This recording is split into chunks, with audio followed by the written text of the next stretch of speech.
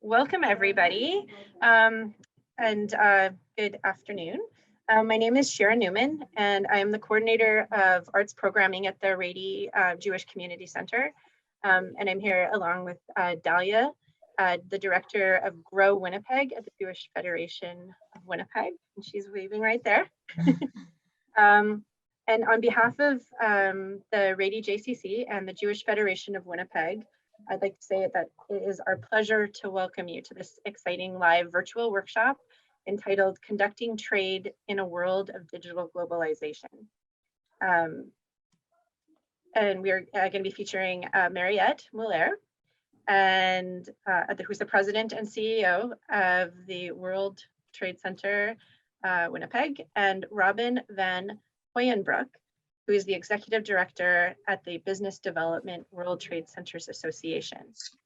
I would like to go over just a few housekeeping items before I introduce the presenters. First, today's seminar will be approximately 1 hour long. That includes questions and answer segments at the end. And two, if you have not already done so, please mute your computers during the presentation. Three, if you have any questions during the presentations, just note them down, and you can ask during the question and answer portion at the end of the presentation. You can ask them verbally, or you can also submit your questions via Zoom chat. You have both options. Now I have the distinct pleasure of introducing today's presenters. Mariette is the founding president and CEO, as I said, of the World Trade Center Winnipeg, Manitoba's leading trade organization since its official opening in April 2013. She has spent most of her career developing economic and trade initiatives as founding president and CEO of 3 economic development organizations that have been key to Manitoba's growth. Furthermore, she spearheaded the creation and hosting of Centralia, the first international business-to-business forum of its kind in Western Canada. Mariette is vice chair of the World Trade Centers Association Board of Directors and the chair of the WTCA Executive Committee. She brings a unique trade perspective as director on the boards of the Bank of Canada, the Canada West Foundation, as well as TV5 Canada, Quebec.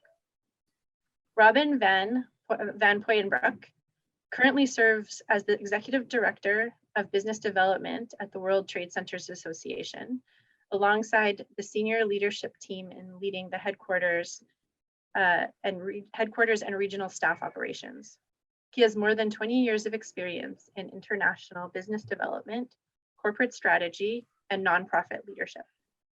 Most recently, he served as vice president business development for Ethan Allen Global, where he effectively managed and grew a network of international licensees and developed strategies for building business-to-business contract business. He holds JD and LLM degrees in international law from Ghent University and Université Libre de, I'm going to say this wrong, in Brussels. Brussels, thank you, in Belgium. Mariette and Robin, it is a pleasure to have you both here. Now, the floor is yours to speak. Thank you. Thank you. Well, thanks so much, Dalia, Sheldon, and Shira for having me again this year. Last year, we were just talking with Dalia before, I was part of another kind of this virtual presentation. And I really am grateful that you think about us and hopefully that we will be bringing some pertinent information today and some thoughts for your head, to run around your head after this. So merci beaucoup. Last year, I spoke to you more about who we are, what we do as Winnipeg at the World Trade Center Winnipeg, the kind of services, the programs we have. Some of our signature programs are the business planning program and the Trade Accelerator program. And that Trade Accelerator program is great for preparing companies to look at other markets. And we're seeing today in the world, I mean, we had this kind of stop with this whole COVID, where a lot of our businesses were rethinking where they're going to put their priorities, where they're going to get their clients. are the markets that they had chosen still valuable, still pertinent for them? So those are kinds of things that we are now working with companies. A lot of them are just relooking again at their trade accelerator program, at their export plan, at where they should be putting their energy. So, I mean, we know that companies that trade also create a lot of jobs, and that's important. So we'll see how it all unfolds. We know that there's different geopolitical realities before COVID, now even a little bit more. We know about supply chain disruptions. We hear all that, but we still firm believers that we need trade. We need trade because we don't grow and produce everything in all of our different countries. And we know that when you trade with a country, you usually get along well with the country. And that's why when the World Trade Center Association was put in place, it started off by peace through trade. It was after the Second World War, where it was really important that if we are going to deal with other countries to trade, we're probably not going to want to be at war with them. So it was a really good concept. And today, the World Trade Center Association represents over 300 World Trade Centers. And that's why Winnipeg brought the license. Winnipeg bought the license in 2012 and started operating in 2013. Why? Because it immediately plugs us into a whole family internationally. And I mentioned Scott Center here, who's from Savannah. Well, there's a whole bunch of little Scott Centers. No, there's only one, but there are many represent like different World Trade Centers with whom we can work. And for businesses in Manitoba to know that you have access to that, I think that's important. So today, I just thought when Dalia approached me, I said, oh, geez, I'm going to bore him again with our stuff. So maybe I should spin it around and talk more about, what else is out there for Manitoba businesses? Because I've been through this last year with a lot of virtual sessions with the World Trade Center Association. And I think there's so much good stuff going on right now, especially since we have Robin that joined the team about 1.5 years ago. He's the executive director of the business development at the World Trade Center Association. The headquarters is in New York City, and that's where Robin is. And so I thought this would be interesting for Robin to maybe give us the perspective of WTCA. What's in it for you as Manitoba or Winnipeg businesses as it relates to this? So I'm thinking maybe we'll start with Robin. We're going to do kind of just a ask question and he's going to answer, right? You will? Yeah, I will. I'll do my best. Otherwise. So I thought maybe we could just start, Robin, by talking about, now you've been around for about 1.5 years, as I mentioned. So you joined the WTCA. What did you kind of discover? What were kind of things that you were pleasantly surprised about, or other things they say, oh, we should fix that, or we should work on that to get more accessible? You may need more than 1 hour on this call. No, I'm joking. But first of all, thank you again. I think this is a great conversation to have. To start off with, when I joined, which was in June of last year, I joined us in the midst of the pandemic. And so I've honestly been operating my entire tenure so far, basically virtually. I did not meet my immediate sort of team members until June of this year. And so that in itself is a reflection of how the world has changed. And then, so look at joining a new organization where you work in a team environment, you work with colleagues all over around the world, and you have never met in person. And yet it is possible to create and to get things off the ground and to get people motivated without that physical interaction. Human beings are three-dimensional. So post-pandemic, it was unthinkable that this would even possible. And now we were forced to do it, and it worked.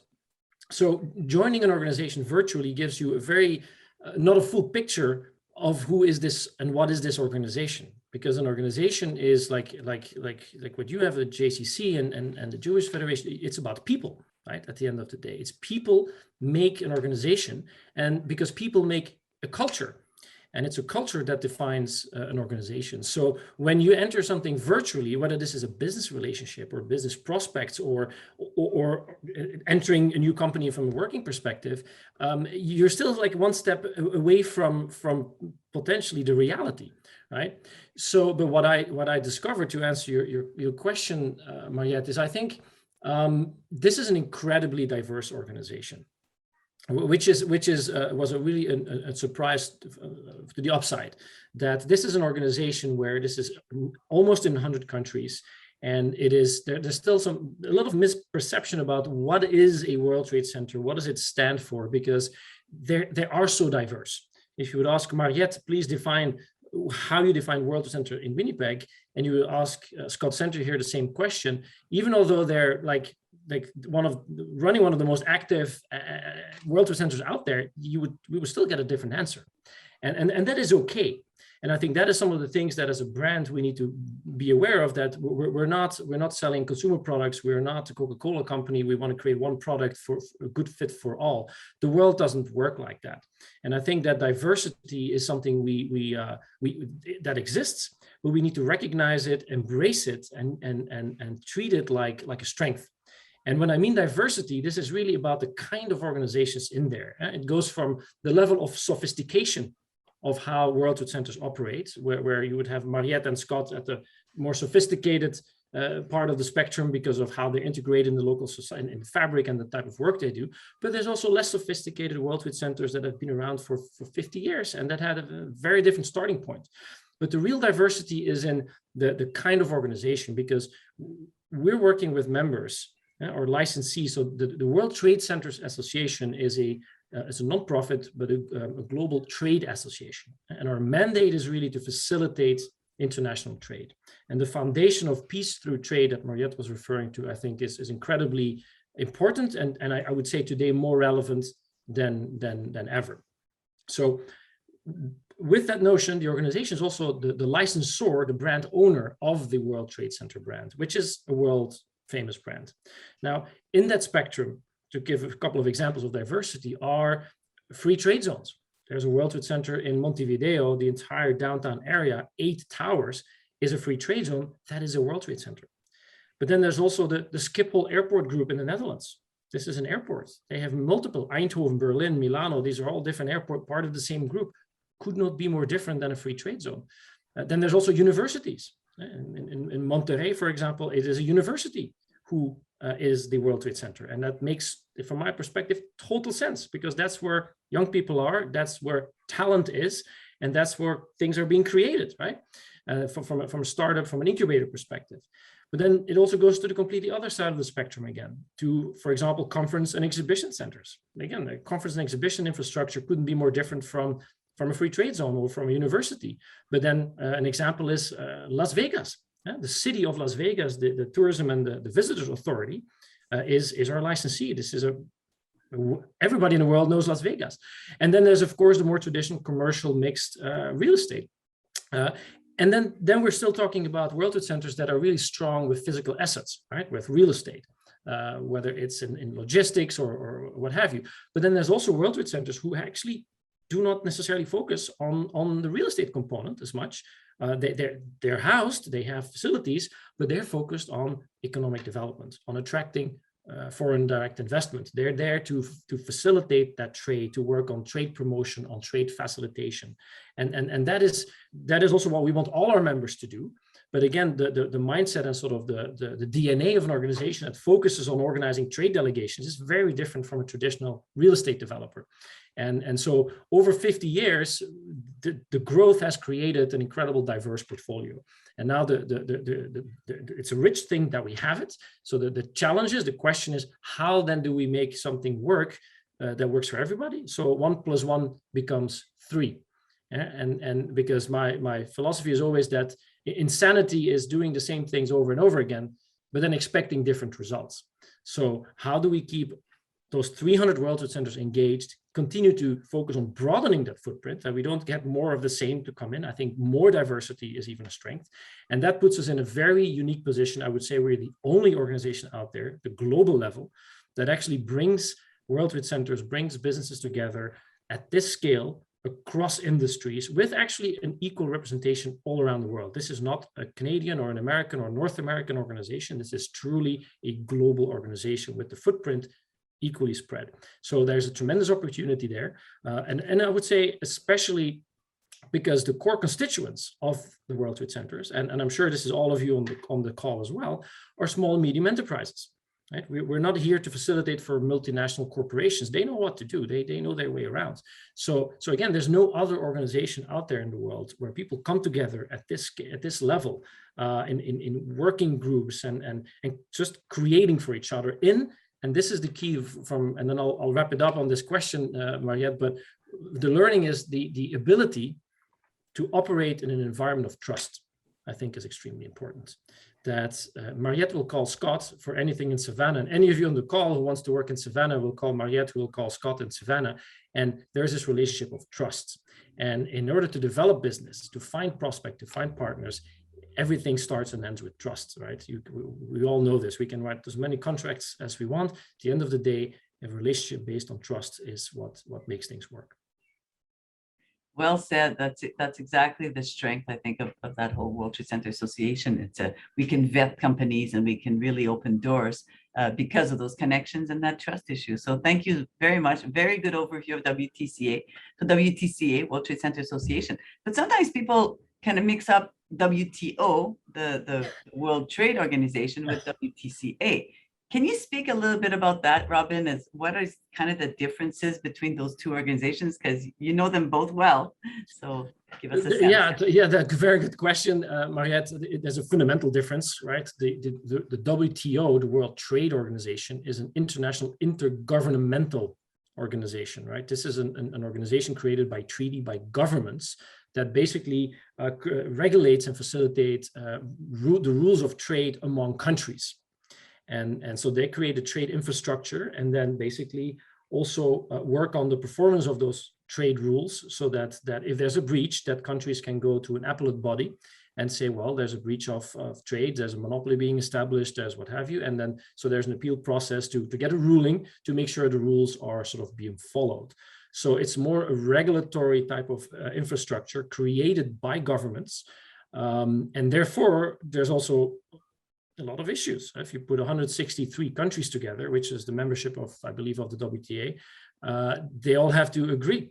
But that's the process among nations. That's like the United Nations General Assembly or any other body where you put multiple governments in the room and have them try agree. And then, of course, live by what they agree. So this is a fundamentally the opposite spectrum of where we are. We are a non-profit organization. We are strictly apolitical. We definitely are not governmental. We don't receive government funding, and we are a membership-based organization. So every licensee of our association, all the World Trade Centers are also members of our association. And our mandate is really to facilitate our members and, more importantly, their constituents, their business partners, their tenants, to facilitate opportunities for them. So this is really a B2B type of context where the WTO is intergovernmental. That's a big difference, and I love the way you explained it, because we need WTO, but we need it for different purposes. So great on you. So one of the things, like, since I joined the World Trade Center Association, and since Winnipeg bought the license, so we bought the license with the Winnipeg Chamber and the ANIM, which was a trade agency. Brian Sharfstein, that's on the call today, he was instrumental, by the way, and please wave, Brian. So Brian was instrumental in helping us get that license. He was a proponent of it. He understood the value of it. He understood what it could do for our city. And today there's 7 World Trade Centers in Canada. So this is great. It's another network within our country that we can count on. So the WTCA holds its annual general meeting every year. So we usually try and go into different areas around the world. I was lucky enough to go to Algeria, to Russia, to the Netherlands, to Las Vegas. Even where was the other one was Mexico. Mexico. That's I think the last one we had. So I mean, we're very lucky to be able to get together. That's when the family gets together in those different regions, and it's the whole people to people that Robin spoke about. But for 2020, we're supposed to be in Taipei, Taiwan. Now, Taipei, Taiwan is 50 years old. We celebrated 50 years of the World Trade Center, and Taipei is one of the first ones that joined 50 years ago. So, but with COVID, we had to reschedule, and we had to find a different way of doing it. And Robin was tasked, and Robin and the team at the headquarters was tasked with how do we have an annual general meeting and where people can connect and we have the different B2B opportunities. So it was quite a challenge, but man, it really turned out to be a real big success. Robin organized to have people presenting forums and then the B2B. Do you want to talk about the whole process, Robin, and what's in it for Manitoba businesses for the next time when there is another one like this? Because we saw that maybe doing virtual first and then meeting later is a good formula. So you want to talk about your experience and what you would do again and what you would do different. Yeah, I mean, there's a lot to say about your that question. Where would I start with this? How do you make a virtual events on the global scale engaging, right? How do you keep people? We're all doing Zoom calls, probably way too many every day. So how then do you create a multi-day events or where you literally have hundreds of people engaged and provide content as well? So you have to completely rethink how this event is done conceptually. So this was not the good thing. That is that I was not part of a physical General Assembly the year before. So my point of reference was just, I started from scratch. So people then sometimes have a tendency to then try to recycle what was done before, but that let's make this virtual. And I don't think that it works that way.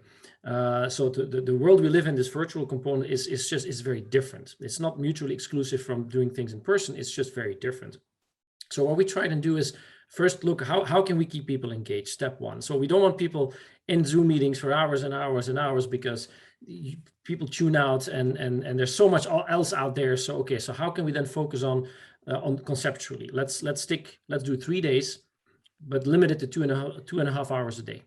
And every session, and I was very strict in that, no more than 30 minutes. And it was like the police in there as the spin masters, like 30 minutes up, it's up. We need to move, be respectful of people, their time, and focus on not presentations, no slide PowerPoint not allowed. Let's bring in very high caliber speakers that really are like know what they're talking about.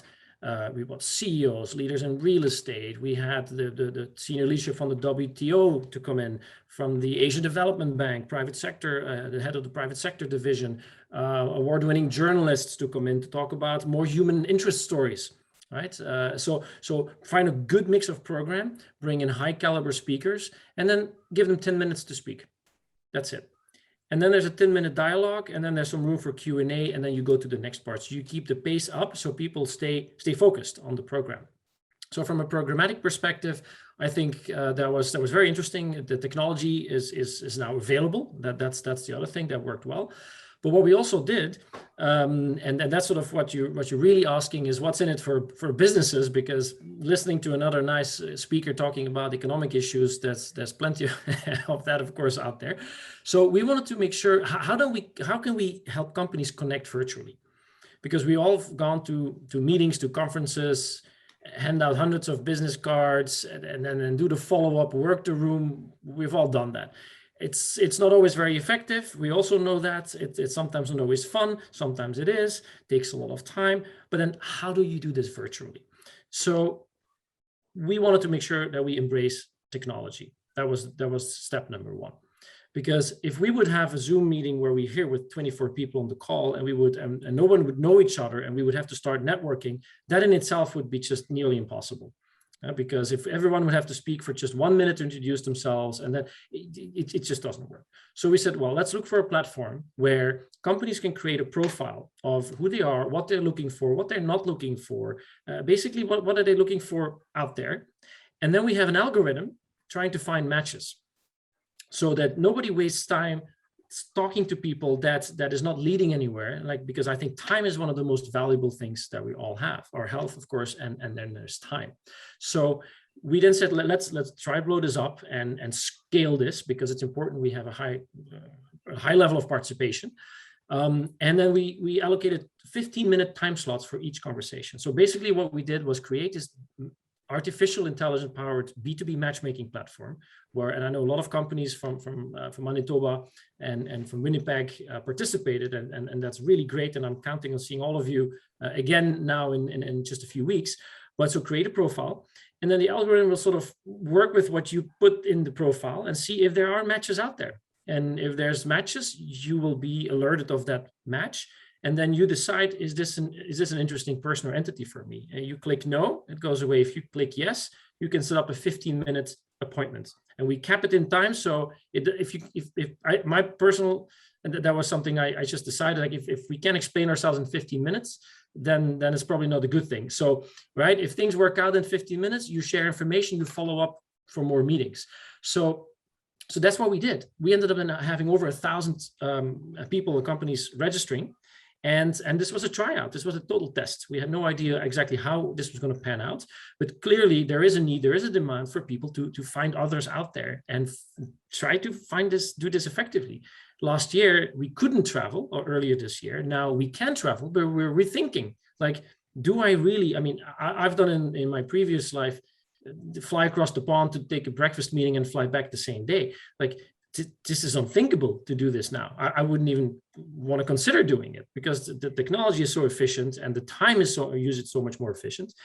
And then so that is in there for I think for businesses, that we can offer a platform, we can offer a global community.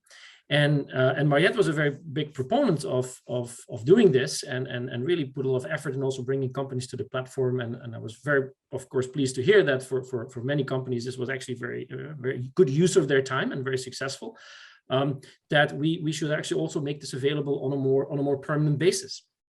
Where in Manitoba, in Winnipeg, if you want to organize a B2B matchmaking session for Canadian companies, specifically focusing on a particular sector, and let's say with India, and I'm just making this up as an example, you just narrow down, of course, the focus, and then the platform gets activated for companies to focus on this particular sector, finding partners in India. And if things don't work out, there's no good connections, there's nothing lost. At worst, there's the half hour, the hour people spent going through certain profiles. But then again, the algorithm will present you the profiles that they think is a match, that the algorithm thinks is a match. So you have that inherent efficiency right there. So that is something I think that came out well from the General Assembly. That is also the future. That technology is here to stay. We've been, I think, I like to talk about a digital globalization that we're in. This was bound to happen, but I think the pandemic just propelled us into that, many years before this was otherwise going to happen organically. This is great because it goes into the last question I had, but we kind of touched on it. And I see some of the chat about how can we have access to the platform, Robin, and all that. So just for the Manitoba people here, Winnipeggers mostly, I guess, you might remember Centrale. It was the B2B, so it was called speed dating for businesses, and I see some reference to that there. Swipe right, swipe left. It was exactly that kind of thing where you put in your profile and you would do it. And that was the first time we brought it to Western Canada, was in 2010. That's why I was pointing out to Brian, because he was involved as the chair of the Winnipeg Chamber then. And so it was all about getting people to think about, it was about inviting the world to come to Winnipeg to do business. That's what it was all about. And it was also our Winnipeg Manitoba homecoming year. So we wanted to have something economic to add to the cultural events that were being organized. So this was really an initial try. But after that, we would see when people would go, like businesses would go to a trade show, you invest $5,000 to $10,000 Canadian. And you would end up going to a trade show, and it's hit and miss, right? You go to somebody's booth, you start talking, and then you find out, oh no, it's not really how do you get out of this situation? How do you get out of the conversation? You don't have that 15-minute timer. So the old way of doing things, I think that way is, I can't see it continuing, because you invest first, you take a risk of who are you going to meet, and is there going to be a match, and the trust issue that Robin related to. So I think the future for us, what we're looking at is definitely what Robin and his team put forth during the annual general meeting. The next one he's talking about is the member seminar. And so that is another occasion for businesses to have access to the platform. And I'll let Robin speak more about that. But I can see how things will change from going to trade shows. investing all this money and really putting a whole bunch of investment of time and money and taking a risk. Why not first have meetings organized, you pick, and then if it makes sense for the business to go and meet in person or to go to see the environment in which the company works to get a much better feeling, and the whole people energy. I mean, we need that eventually, we need that, we're still human beings. So Robin, you touched on it a lot, but I think if you want to add on that component of how things will change as far as how we did trade missions and maybe trade shows and these connections internationally, and then we can take questions, because there's some fun ones in there that I'd like you to touch on. Yeah, I see questions about shoes also on there, so on the chat. So that's Brian Sharfstein's, that's his business. Yeah. So no, I mean, I think the things have changed. That's for sure. As an organization, also we have to constantly reinvent ourselves. I think in any company, whether it doesn't matter for profit or non-profit, like I really believe either you become a disruptor or you will be disrupted. And this is about risk reward, right? This is about, do you also as an organization want to take a chance to change how you do things? So this means, are you taking a risk not going to trade shows and not spending $20,000 going and all that? That also for us as an organization, well, this virtual works. But I do think that it is not mutually exclusive. It is not because the virtual works that the in-person doesn't work anymore. We just have to find, I think, a better balance that is good for so many reasons. So one of the things that we've been working on is really to set us up so we can do what I call the hybrid events. And I know hybrid can mean so many different things, but this is really with this platform, and you're all invited here really from November 15 to 17 that week. It's open for a 2-week time frame for the B2B virtually, but the platform that we're using is actually set up to plug that into an in-person event, so that you have a seamless integration, a seamless experience, whether you're actually somewhere in person or remotely. So this platform, it's the same basic as we did during the GA. You create a platform, an algorithm finds you matches, and it may work or not work. There's never any guarantees. Similarly, you go to a trade show, there's no guarantee but you at least manage your time more effectively. So what I would think going forward in the future, because I think trade shows are very important, are extremely important. You still want to see product, right? You still want to meet people, but how can you be more effective in when you then actually go to a trade show? So maybe when trade shows are organized, first there's a virtual component where you look at this 2,000 participants in a trade show. Where do you start?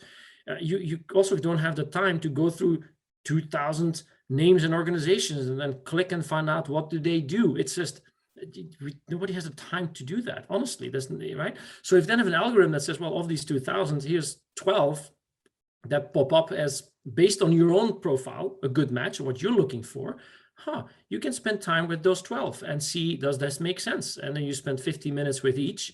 And then you figure out, well, 5 of them actually, we had a great conversation. By the time that you go to the trade show, you have 5 people to meet, and it's effective.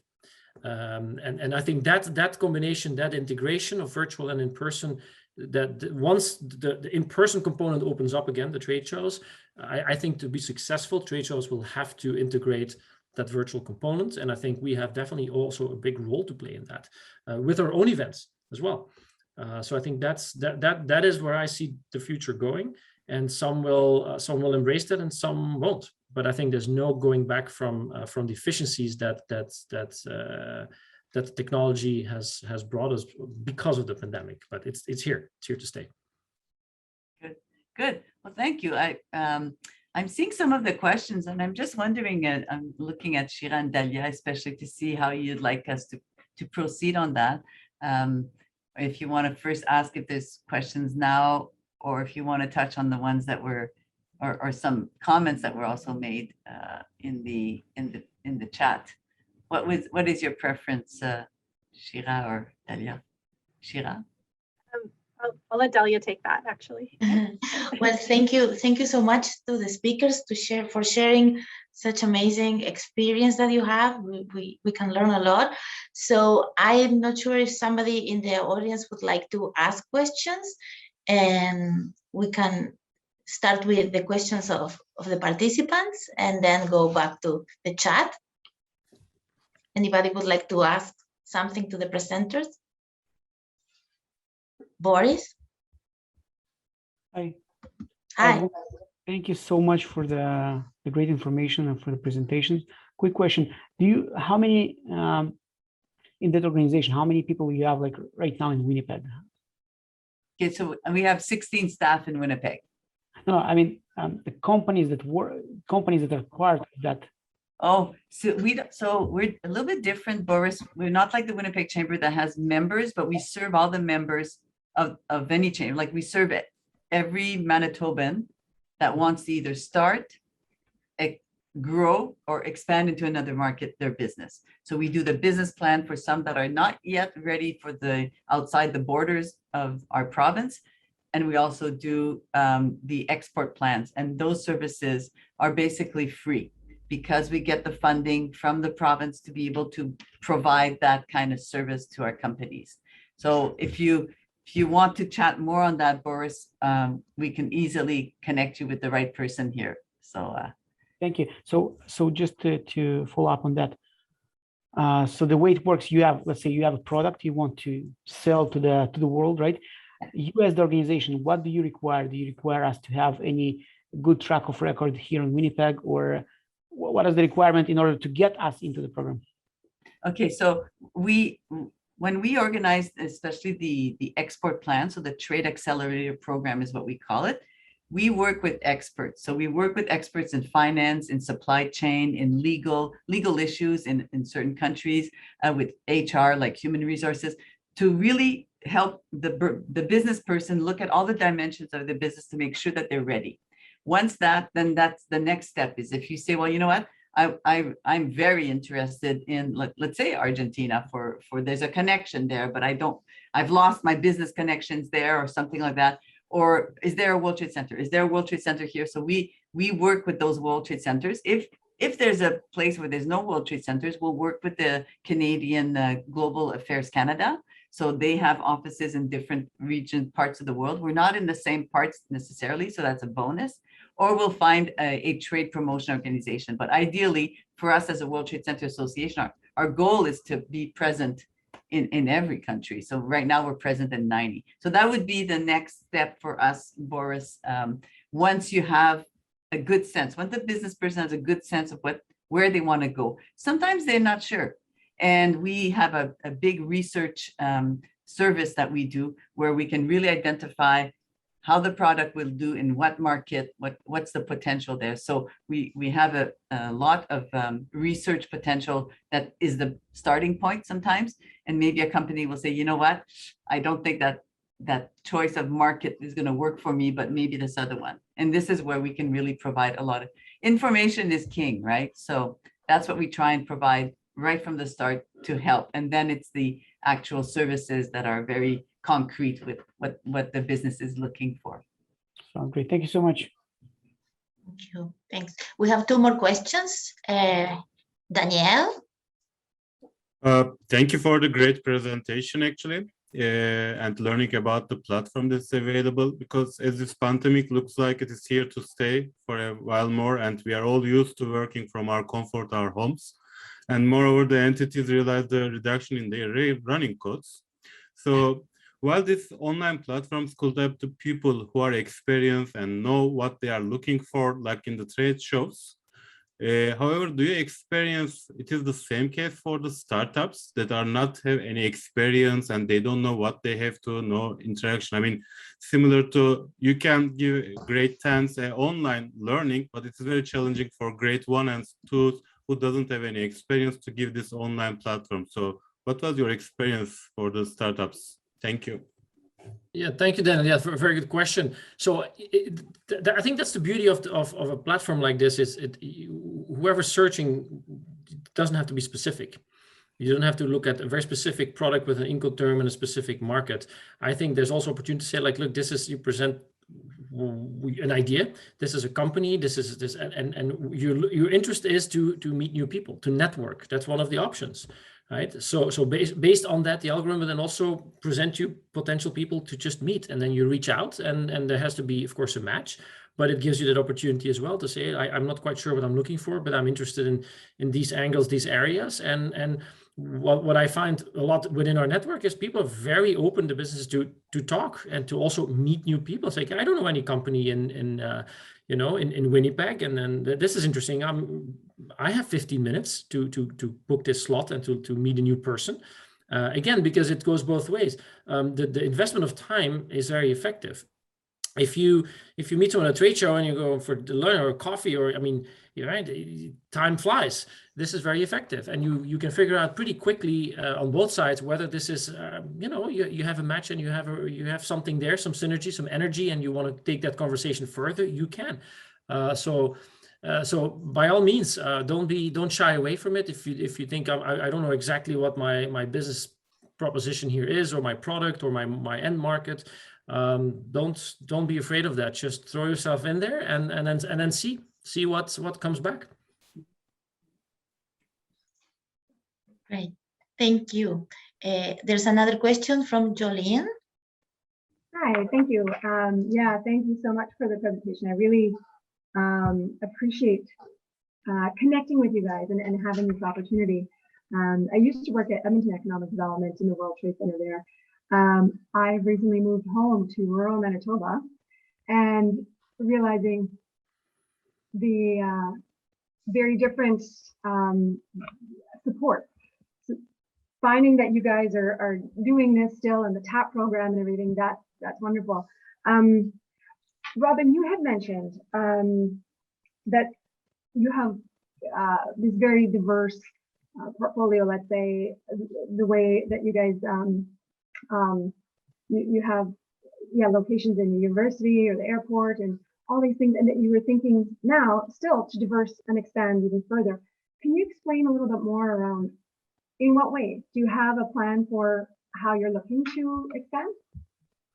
Yeah, well, absolutely. And with broadening that footprint further is, like, historically, and I think Mariette would be more knowledgeable to answer sort of the history, but the World Trade Centers around the world were either very much concentrated around traditional commercial real estate or economic development, because they were owned by a government or a PPP, and so there was very little interaction between the real estate players, let's say, and the trade players, and those were the two pillars.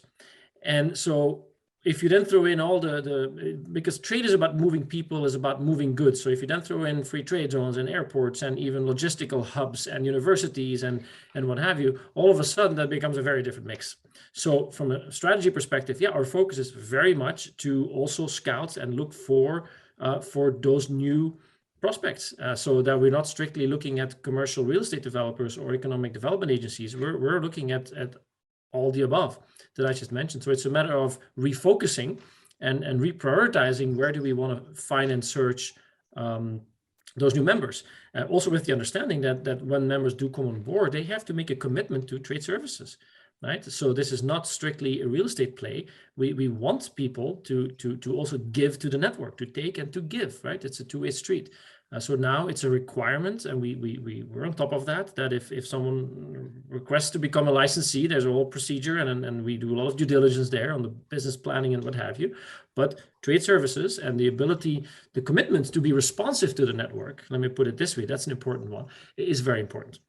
Because you can imagine if you would call another World Trade Center that's in the trade services, they will pick up the phone and try to help you. But if you call and let's be honest, that there are still members out there that's just so focused on real estate that they're not interested in interacting with others in the network, because for them it's a real estate play, right? So we have to be mindful of that as well. They are still members and very good standing, but again, so the diversity from a growth perspective, we need to make sure that the ones that come on board are willing and able to make a commitment to be responsive to the network.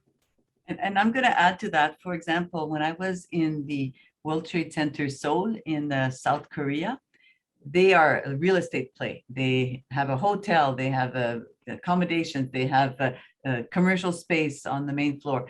They're a real commercial complex real estate play. They don't provide trade services, but when you phone there, they systematically connect you with their trade organization there. So it's seamless. And that's okay. As long as they can provide a service, as long as they can say, this is where you can go. World Trade Center Saskatoon, this is the latest Canadian member. There's already an organization called STEP, which is Saskatchewan Trade and Export Promotion. They exist, they've been existing. So the World Trade Center Saskatoon is counting on STEP to provide the trade services. So there's those kinds of deals too that really work well when it's well connected and well organized, so that it's seamless for the businesses in that area. Thank you. Another question, Uriel? Yes, thank you. One thing that you mentioned because of COVID was a lot about supply chain. So are you seeing a lot of changes regarding supply chain, people looking for shorter supply chain instead of just in time, looking for a little more of all time just in case? Like, this is the great opportunity for people in Manitoba. It's not only new market, it's rebuilding relationships, getting people closer and competing not so much for price, but quality and the assurance that, yeah, we are going to deliver, because you know what, we just ship it. Absolutely. With Amazon.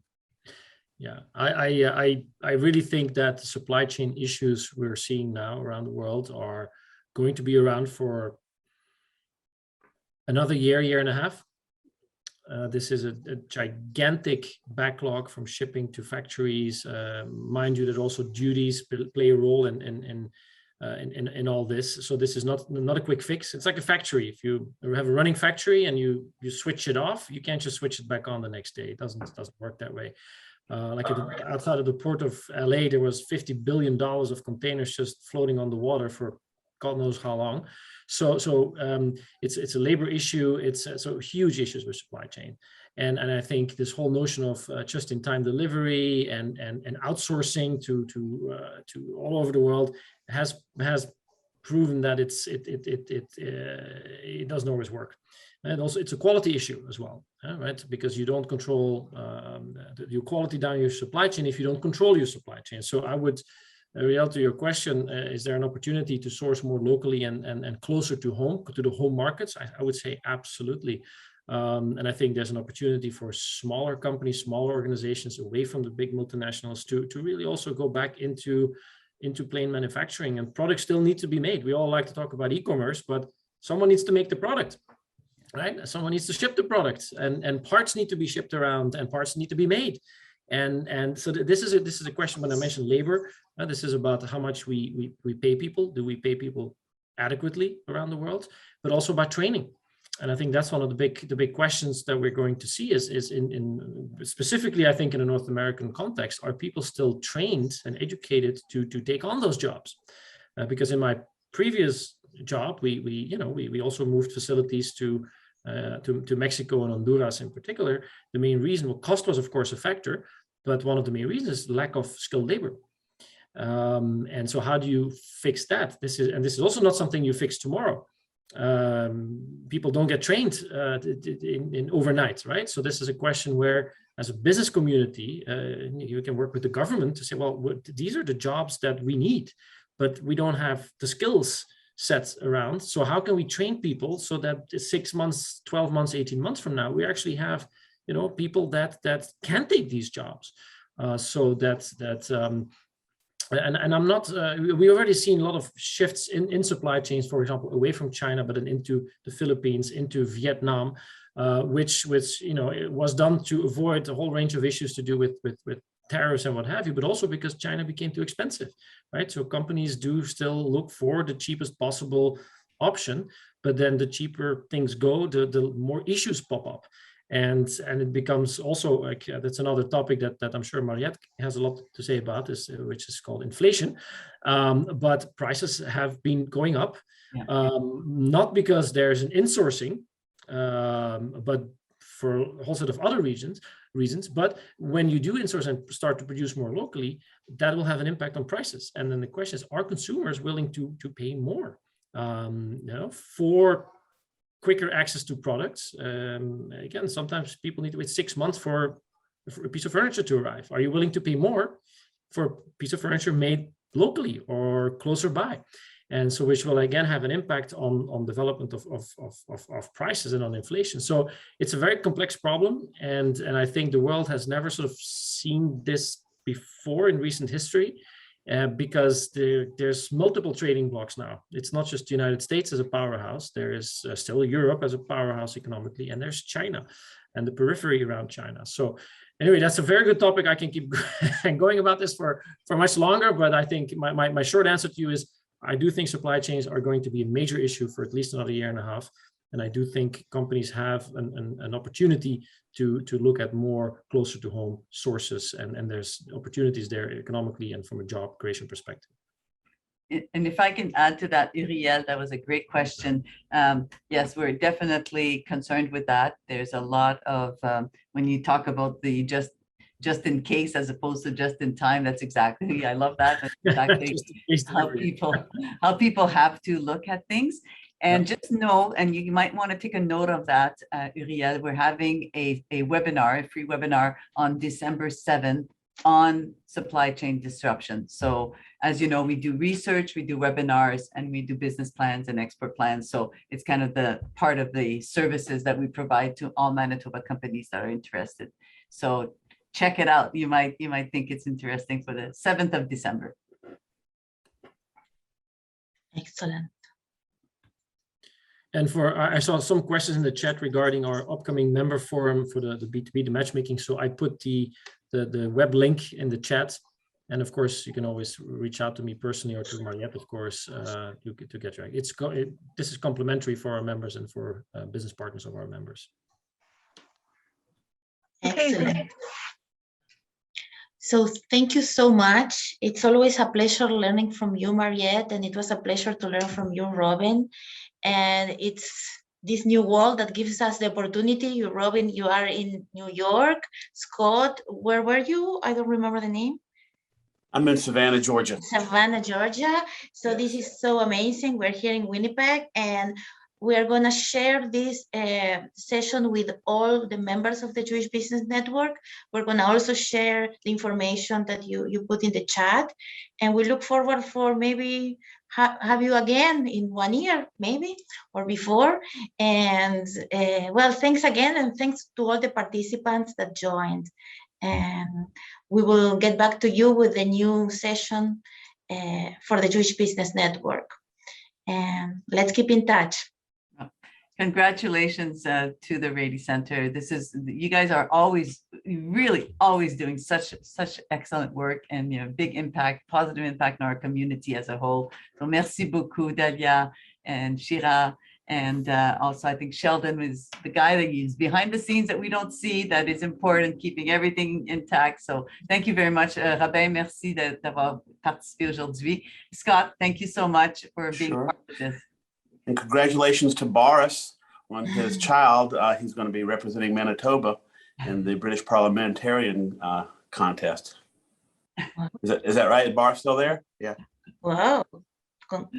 Congratulations, Mazalto. Nice. Well, thank you so much. No, but okay. Famous now. Oh yeah, you're famous. Way to go. Well, thank you so much for having me. I very much enjoyed this conversation. And as you said, this is how it's such an easy opportunity to meet all of you in Winnipeg. Travel not required, but it's still not the real thing. But I was very happy to have a chance to meet you all.